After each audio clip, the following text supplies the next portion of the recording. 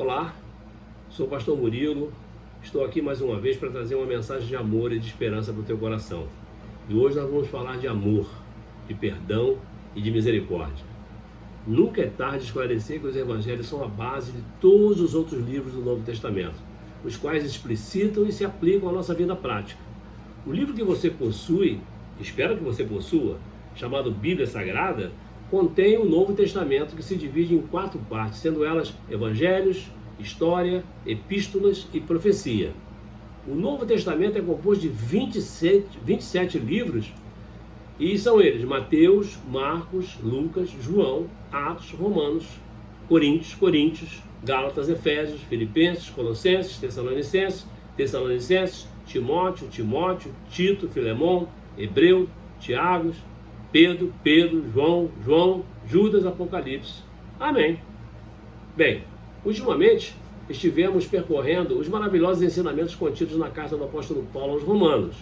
Aprendemos que essa epístola está dividida em 4 movimentos, o primeiro deles contemplados nos capítulos de 1 a 4, o segundo de 5 a 8 e o terceiro de 9 a 11. No último, de 12 a 16, Paulo destaca o amor, o perdão e a misericórdia, nosso relacionamento com Deus, com nós mesmos, com nossos irmãos e com nossos inimigos. E Paulo ensinou os membros da igreja de Roma a apresentarem seus corpos como um sacrifício vivo a Deus e a obedecerem a seus mandamentos. Paulo também os ensinou a promover a paz quando as diferenças por causa das preferências pessoais surgissem. A palavra evangelho é usada 12 vezes neste livro. 4 dessas se encontram no primeiro capítulo. Os 4 primeiros livros do Novo Testamento revelam os detalhes históricos do Evangelho, mas há também um lado doutrinário que se encontra justamente e principalmente no livro de Romanos que estamos examinando. Alguém pode perguntar, mas pastor, qual é a importância do Evangelho? Bem, o livro de Romanos fornece a resposta, basta que você o examine, porque o apóstolo Paulo, inspirado pelo Espírito Santo, ele assina a autoria do livro que nós estamos examinando. E quando estudamos a Epístola aos Romanos ou qualquer outro livro da Bíblia Sagrada, recebemos, na verdade, ensinamentos que procedem do alto, ou seja, a própria palavra de Deus. É um livro transformador e influencia desde sempre milhões de pessoas mundo afora. Paulo foi um homem muito estudioso, mas até momentos antes do seu encontro com o nosso mestre, ele andava como você e eu, no caminho do engano, tal e qual seus irmãos judeus. Foi a partir desse encontro com o Messias que Paulo pôde compreender em sua plenitude o Velho Testamento. Sua forma de escrever rotineiramente se encontra entrelaçada ao Velho Testamento, o que dificulta o entendimento do livro de Romanos, claro, para os que não possuem entendimento e conhecimento das Escrituras, justamente em face de desinteresse e de preguiça. O apóstolo Pedro chegou a dizer que as cartas de Paulo são de difícil compreensão se não houver seriedade e compromisso por parte de quem busca estar ao lado do nosso mestre. Resumidamente, o apóstolo Pedro destacou em 2 Pedro, capítulo 3, versículos 15 e 16, que há pontos difíceis de entender, que os indoutos e inconstantes torcem, desvirtuam o sentido, como também o fazem com as demais escrituras para a própria destruição deles, como você pode ver e conferir em 2 Pedro, capítulo 3, versículo 16. Daqui em diante, analisaremos o 4º e último movimento da carta aos Romanos, capítulo de 12 a 16, do qual destaca o amor, como já falei, o perdão e a misericórdia. Eu quero dizer que estou vivamente emocionado e agradecido ao nosso Mestre Jesus por me fazer portador dessas boas novas do Evangelho, a fim de que você valorize o conteúdo das mensagens que tem recebido e possa compreender a importância do Evangelho do nosso Mestre para a sua eternidade. Porque qual dos homens sabe as coisas do homem, senão o Espírito do homem, que nele está? Assim, também ninguém sabe as coisas de Deus, senão o Espírito de Deus.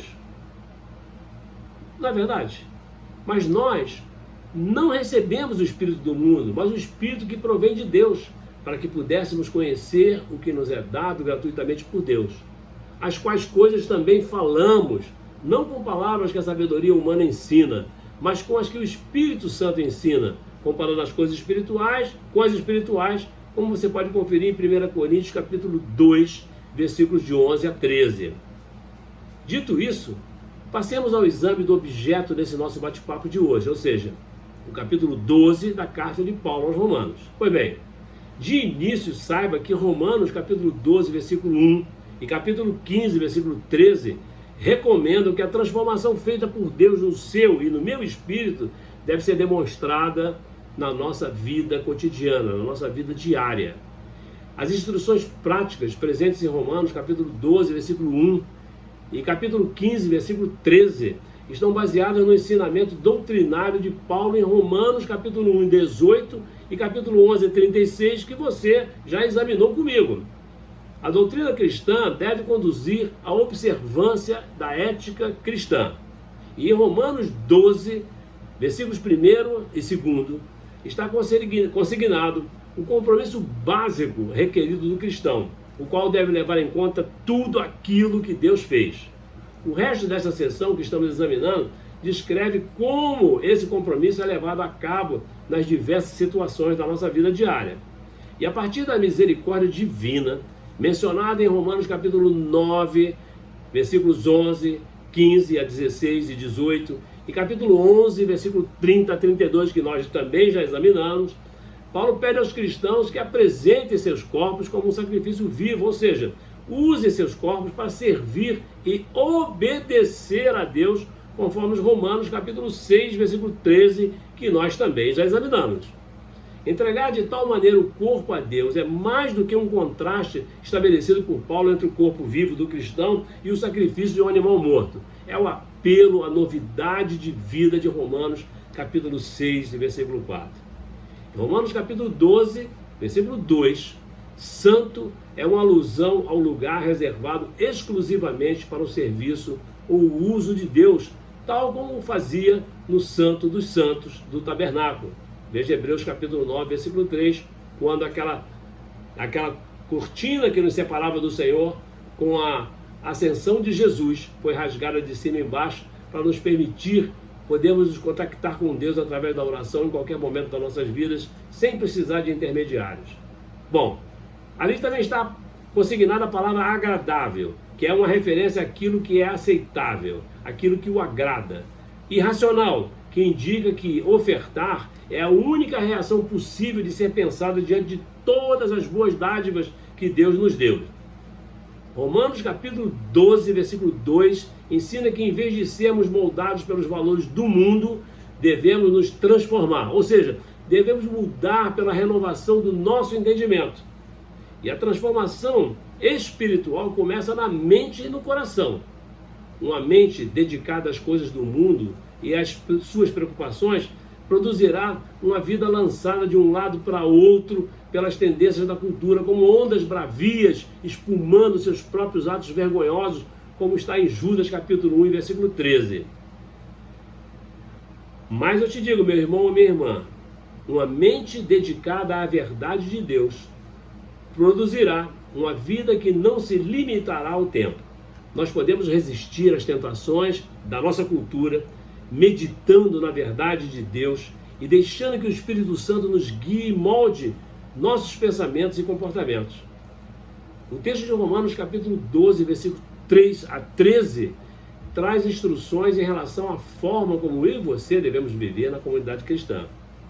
Nós cristãos devemos estar fortemente unidos, porque todos somos membros do corpo de Cristo. Ora, vocês são o corpo de Cristo, e cada um de vocês individualmente é membro desse corpo, como está em Coríntios capítulo 12, versículo 27. Nós podemos usar com toda a humildade os dons espirituais recebidos de Deus para fortalecermos uns aos outros. Fique certo disso. Como está escrito, todas as coisas, porém, devem ser realizadas pelo mesmo e único Espírito, e Ele as distribui individualmente a cada um conforme quer, como está em 1 Coríntios 12, versículo 11.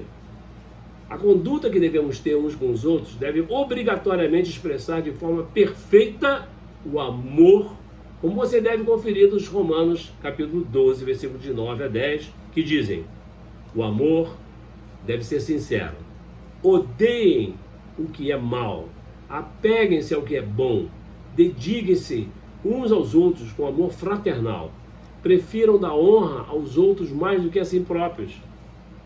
E aprendemos nesse texto de Romanos 12, versículos 3 a 13, que não devemos saber mais do que nos convém saber, Da mesma forma, cada qual não deve possuir um conceito mais elevado do que devemos ter de nós mesmos. E aprendemos também que o cristão dotado de uma mente renovada deve pensar com sobriedade a respeito de si mesmo. Como primeiro passo para uma mudança de comportamento, examine-se o homem a si mesmo, como vemos em 1 Coríntios capítulo 11, versículo 28, parte A. Saiba que a cada um Deus concedeu um ou mais dons espirituais, que podem ser usados a seu serviço, mas com temperança, conforme a medida da fé. A medida é uma alusão à soberania de Deus que determina os dons já mencionados em Romanos capítulo 12, versículos de 6 a 8. E esses dons não provêm de uma oração ou da tua espiritualidade intensa. Pelo contrário, Deus simplesmente dá a cada um os dons espirituais necessários para que você possa fazer a sua parte no reino e a igreja possa ser fortalecida. E nosso bate-papo já mostrou que da mesma maneira que o corpo humano é uma unidade com muitos membros, tendo cada um deles uma função específica, assim é o corpo de Cristo. A igreja é um corpo unido, que vive sob a autoridade de Cristo, nosso mestre, o cabeça. Mas os membros da igreja são corpo desse corpo, são membros desse corpo. Mas também possuem diferentes funções, conforme 1 Coríntios capítulo 12, versículos de 12 a 31. Os dons a que se refere a Romanos capítulo 12, versículo 6, dizem respeito às habilidades determinadas por Deus que devem ser utilizadas para a edificação dos membros do corpo de Cristo, nosso mestre. Segundo a palavra de Deus, esses dons não podem ser cancelados, como já vimos em Romanos 11, 2, que já examinamos. Mas cada um exerça o dom que recebeu para servir aos outros, administrando fielmente a graça de Deus em suas múltiplas formas, como está em 1 Pedro capítulo 4, versículo 10. E quando Paulo usa o vocábulo profecia, o faz referenciando todos os dons espirituais que envolvem o anúncio da palavra de Deus. Tomo como exemplo, para que você não tenha dúvida, 1 Coríntios capítulo 14, versículo 3, onde está escrito: mas o que profetiza, fala aos homens, para edificação, exortação e consolação, onde o termo exortação é um dom relacionado à profecia. Lembrando que não há mais espaço para profecias fáticas do que há de vir, pois essas já estão todas reveladas na palavra de Deus, de Gênesis até Apocalipse. Em sentido estrito, todavia, profecia significa a revelação da vontade de Deus em uma situação particular, como vemos em Atos capítulo 13, versículos de 1 a 3. Encontramos também em Romanos capítulo 12, versículo 7 a 8, o vocábulo ministério, que para quem ainda não sabe, significa serviço. E é um dom que contrasta com os dons relacionados à comunicação: profecia, ensino, encorajamento, palavra de sabedoria, palavra de conhecimento. Além desses, são nomeados 7 dons de serviço, como socorro, misericórdia, fé, discernimento de espíritos, liderança administrativa e mordomia. Em Romanos 12, versículos 9 a 10, você encontra um dos trechos mais fortes deste quarto e último movimento da carta de Paulo aos Romanos, ensinando como devemos praticar o amor. Lá está escrito: o amor seja não fingido, aborrecei o mal, apegai-vos ao bem, amai-vos cordialmente uns aos outros com amor fraternal, preferindo-vos em honra uns aos outros. Há pelo menos 4 palavras gregas que podem ser traduzidas por amor, mas nem todas são utilizadas no Novo Testamento. A forma mais elevada de amor é representada pelo vocábulo grego ágape. Esse termo denota um amor sacrificial, e Cristo, nosso Mestre e Senhor, é o maior exemplo de amor sacrificial, que sendo em forma de Deus não teve por usurpação ser igual a Deus, mas esvaziou-se a si mesmo, tomando a forma de servo, fazendo-se semelhante aos homens, e achado na forma de homem, humilhou-se a si mesmo, sendo obediente até a morte, e morte de cruz, como está escrito em Filipenses capítulo 2, versículos de 6 a 8. Ágape é o termo utilizado em Romanos capítulo 12, versículo 9. Mas se você quiser saber mais sobre o verdadeiro amor, você não pode deixar de examinar 1 Coríntios capítulo 13, que mostra a excelência do amor.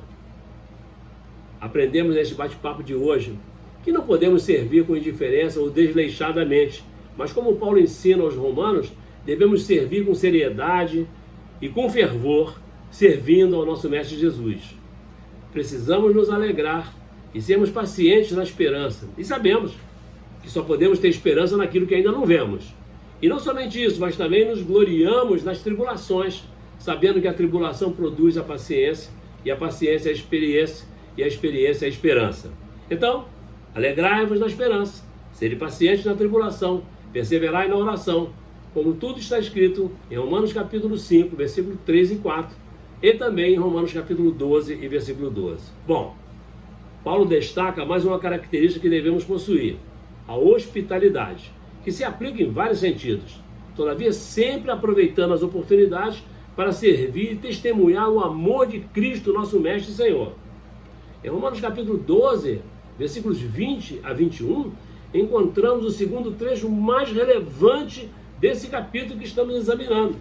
Encontramos o perdão e a misericórdia.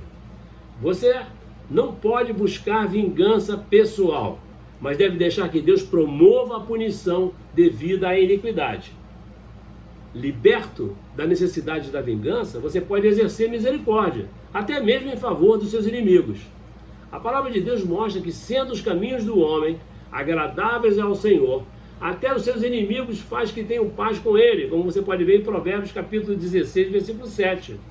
E este é o sobrenatural poder do amor de Deus por você, que está conectado ao nosso Mestre Jesus Cristo. Por meio de atos de bondade e de misericórdia, você pode alcançar a paz. A noite é passada e o dia é chegado. Rejeitemos, pois, as obras das trevas e vistamo-nos das armas da luz. Andemos honestamente, como de dia, não em glutonarias, nem em bebedeiras, nem em desonestidades, nem em dissoluções, nem em contendas e inveja, mas revestivos do Senhor Jesus Cristo e não tenhais cuidado da carne em suas concupiscências, como você pode ver em Romanos capítulo 13, versículo 12 a 14. Nosso Mestre Jesus me mandou te dizer, nessa noite, deixo-vos a minha paz vos dou, não vou lá dou como o mundo a dá. Não se turbe o vosso coração, nem se atemorize, como vemos escrito em João capítulo 14, versículo 27. Então, meu irmão, minha irmã, pratique o amor, pratique o perdão, pratique a misericórdia. Pronto, nosso bate-papo fica por aqui. Por favor, me ajude a divulgar a palavra de Deus compartilhando essa mensagem e se inscrevendo no meu canal no YouTube. Graça e paz. Eu te amo. Não esquece isso. Amém.